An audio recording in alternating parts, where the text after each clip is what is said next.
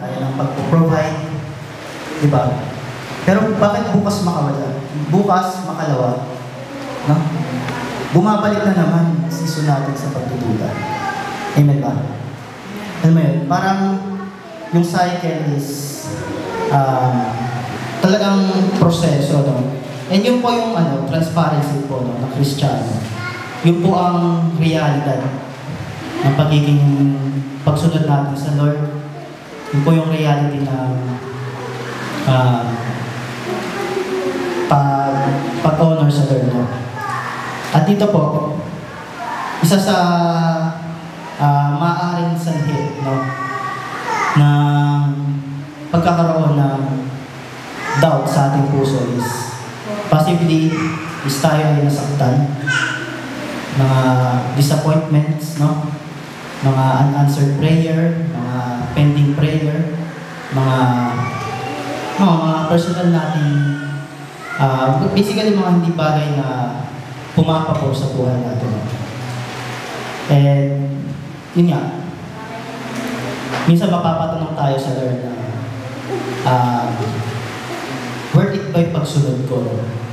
Parang wala naman nangyayari, walang progress, diba? Parang naging stagnant yung buhay ko, no? Parang magiging negatibo dating sa atin kapag may mga bagay na hindi na pangyayari. Pero ito po yung point, guys. Si Thomas po dito is naging totoo po siya sa tunay niyang nararamdaman. Amen ba? Naging sobrang honest lang siya, no? Na alam mo, bilang tao, naging lang siya, transparent, no? Kung ano yung talagang nararamdaman niya. Which is, magandang traits po yan bilang follower ni Lord, no? Kasi, the first place, wala naman tayong pwedeng itago sa kanya, di ba? Na kailangan natin palayaan yung sarili natin sa mga bagay na yun, sa mga doubts, para tayo ay makapag-move forward, di ba? And, yun nga, gaya ni Thomas, may mga areas sa buhay natin na may mga doubts tayo. Ano ba? Sa finances, sa future natin, sa family, sa love life, or mga partners, magiging future partner natin. Pero alam niyo po yung kagandahan dyan is dumating man tayo sa punto na alam mo yun, maging negatibo man yung dating sa atin, pagdudahan man natin yung kakayanan is kailanman hindi tayo sinukuha natin, Panginoon. Di ba? Kumbaga, pagdudahan man natin siya, kakayahan niya lahat, no? Still naniniwala siya sa atin, no? Napapagtatagumpay natin yung bagay na yan. And yun yan, ginawa ni Thomas is naging transparent siya, no? Sa kanyang nararamdaman. And niniwala ako na yun nga, gaya na sa title natin, is honest doubt versus mas mainam pa rin ang honest doubt kaysa sa peking pananampalataya. Amen ba? Kasi pwede natin mag-pretend na by our lips, no, nasabi natin, Lord, niniwala ako sa Lord, pero pagdating dito, sa puso natin is nagko-contradict. Diba parang, talaga ba? Nangyayari ba talaga? Pero ang point po dito is, yun nga, mas ina-honor ng Lord, no? Yung pusong nagiging transparent sa Kanya. Diba? Kasi, diba, ang religion nga natin is based on, ano po ba? Relationship. Diba? And para po mag-work out ang isang relationship, is kailangan ng transparency. Amen ba? And para, ano mo yun, lumago tayo at mag-move forward, is kailangan natin ng coordination sa Lord. Baga, sign po yun, no? Yung paglapit sa Lord, na tayo po'y nagko-comply sa Kanya. And yung doubt natin is mauwi, no? Hindi para lumayo sa Kanya, kundi mabasag, no? Kasi ang hirap po ng mag-move forward kung meron po tayong dala-dala, no? Meron tayong pasan-pasan sa atin. And yun nga, all we have to do is be, maging transparent sa Lord. mga bagay na nagpapabigat sa atin. And si Lord naman ay handang makinig mo sa atin. Na di naman niya tayo kukunin kaya nga dito sa ating binasa na it's okay to ask question pagdating sa Lord. Tandaan po natin na si Lord ay siya po ay ating tatay. Sabi natin, higit pa sa tatay natin dito sa physical, sa physical na mundo. Siya rin ay ating best friend na meron. Pwede kang maging ikaw sa kanya kung sino ka. Kung sa ibang tao, pwede kang maging ibang tao. Pero sa kanya, kailanman hindi niya tayo husgahan. Kailanman hindi niya tayo i-condemn. Kailanman hindi niya tayo tatakwil. And nga, maging bukal, maging open lang tayo sa Lord. And iniwala ko sa buhay natin ay ang paglago ay pakikibaka or sign po ng paglago is meron tayong mga ganyang kaisipan. Amen ba? Sign po ng paglago is meron sa ating negatibong nag-hold back para makamit yung kalooban ng Lord sa atin. And kung nandiyan ka man sa punto na yan, ay be grateful dahil yan po yung babasagin ng Lord para makapunta tayo doon sa pinapangako niya sa atin. Yun nga, all we have to do is bring your doubt sa ating Panginoon. Kaya sa puntong-punto, sino po dito yung may kaisipan or may pinagdadaanan or may dinadala na parang questionable sa buhay niya? Meron ba? Ako lang ba? Ako lang ba may ganun? Diba? Alam mo lahat tayo, may mga something na parang pinapadin sa Lord. Pero, yun nga, in the past man yan or in the present, pero, yun nga, gaya nga sa atin na tinatalakay, be transparent sa Lord. Maging pakita mo kung sino ka sa Lord, maging open ka sa lahat. And He will listen, kapatid. He will listen sa mga pinagdadaan natin. And si Lord ay dito, nangusap siya kay Thomas. Hindi para kundi na parang babasahin natin yung verse sabi po natin ulit. A week later, His disciples were in the house again, and Thomas was with them. Though the door were locked, Jesus came and stood among them and said, "Peace be with you." Then He said to Thomas, "Put your finger here. See my hands? Reach out your hand and put it in my side. Stop doubting and believe." Thomas said to Him, "My Lord and my God." And dito makita natin yung gentle na, yung pagyakap kay Thomas, hindi parang, duda pa more, di ba? Yung parang ipahiya siya, hindi parang pamukha sa kanya na mali yung ginawa mo. Kundi, alam mo yun, nandun yung walang condemnation ng Lord. Nandiyan yung, pagka pinairan na dyan yung pag-ibig, hindi yung pamukha sa'yo na mali ka. Yun nga, bagkos, ginawa ng Lord dito is, inimbitahan niya si Thomas. Amen. Na halika.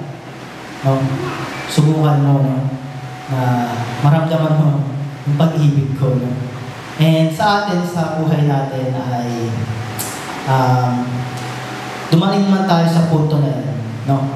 Nagaya ni Thomas, may mga circumstances na tayo ay nililiglig, Sinusubok yung pagtitiwala natin. And paniniwala sa Kanya, Ang tandaan natin si Lord is, kailanman hindi tayo kukundina. Kailanman hindi tayo tatakwil. All we have to do is, mag-decide na lumapit sa Kanya. Diba? Yun naman yun. Si Lord is laging available 24/7. And nasa ating effort kung paano natin siya maranasan. Diba? And gaya nga sa sinabi ko noon, diba, yung kaninang patotoo ko, ay naniniwala ko isang reason doon bakit ay na-encounter ko yung Lord is naging bukas yung puso mo, no? Na papasukin si Lord, makilala mo siya, na-encounter mo siya. Eh, naniniwala naman ako na si Lord is hindi niya ipagdagamit kailanman yung pag-ibig niya sa atin, yung pag-iakap niya. Amen ba? At yun, Jesus welcomes seekers. Ayan, yung mga taong naghahanap sa Kanya. Sino po ditong until now, no, baga, buhat ng makilala na si Lord is hindi lang sa church, no? Hinahanap natin si Lord. Amen ba? And sa experience ko po, no, ma-share ko lang konti. Ang paglago po talaga or pagkakilala sa Lord is step by step. No? Dati pong wala akong kamuwang-muwang na meron palang Diyos. No? Dating walang kamuwang-muwang na may purpose pala yung buhay mo, bakit ka nag-i-exist.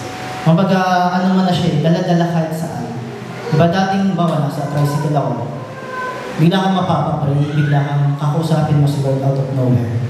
Diba na dating hindi mo ginagawa. No? Dating wala kang amor sa ganung bagay. Is unti-unti, no? Na dine-develop ng Lord yung relationship mo sa Kanya.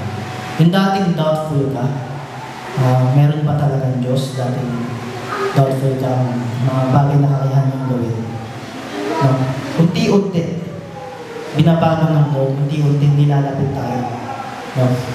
Sa kalooban na, sa pinaka-purpose na. And yun nga, Jesus welcomes seekers. Winewelcome ng Lord yung mga taong naghahanap sa Kanya. Kaya sabi ko sa inyo, tanong ko sa inyo is, meron pa po bang naghahanap sa Lord? Sa pagising na sa umaga, sino pong hinahanap natin? Yung mga unang chine-check natin, no, messenger agad, or yung oras, diba? Pag gising natin sa umaga, unang hanapin natin messenger, yung chat ng mga loved ones natin, o yung mga latest na balita. No? And minsan, nakakalimutan natin si Lord inahin, diba?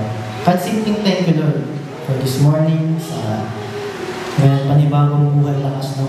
Minsan, nagiging secondary option na natin si Lord. Ganun ba? Ang lahat tayo dito sa bagay na yun. Yun nga. He is not angry at your doubts, kapatid. Meron man tayo sa punto na to na pinapadin sa Kanya. No? Hindi siya galit sa bagay na yun.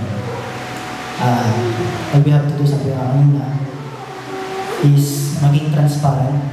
No? Dulog natin, nag-surrender natin yung bagay na yan sa Lord.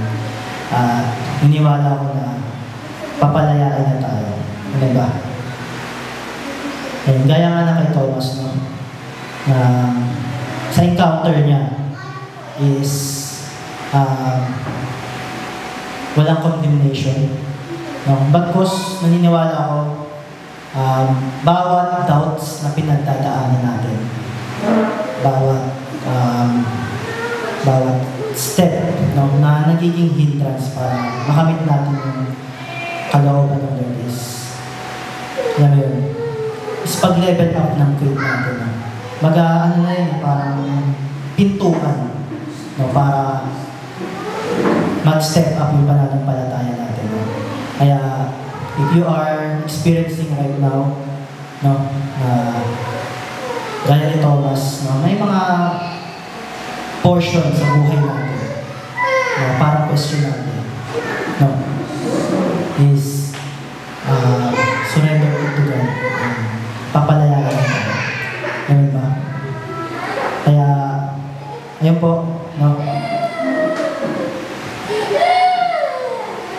if you are doubting sa punto na to, tayo po magtatapos na. If you are doubting sa sitwasyon mo, bring it to Jesus. Ilapit natin ito sa ating Panginoon. surely, garantiya na walang condemnations and ipaparanas mo yung pag-ibig mo sa ating lahat. Kaya all we have to do is do our part. No? God is doing His part sa ating mga buhay na tayo ay pagtagumpayan. No? And ganun din sa atin, no? Yung man's effort is gawin din natin. Dapit natin sa Lord ating buhay and maging transparent, no? Sa mga pinagdadaanan natin, sitwasyon natin, sa mga bagay na pumipigil ng mga lapis sa kanya. Baga, bigay lang natin ng bigay sa Lord. And sign po yan ng compliance and pagtitiwala mo. And yung doubt natin sa buhay natin, hindi po yan yung maging sanhi ng paglayo natin sa ating Panginoon. Hindi, yun po yung magiging sanhi para mas lalong maging on fire ang ating mga pananampalataya. Yun ba?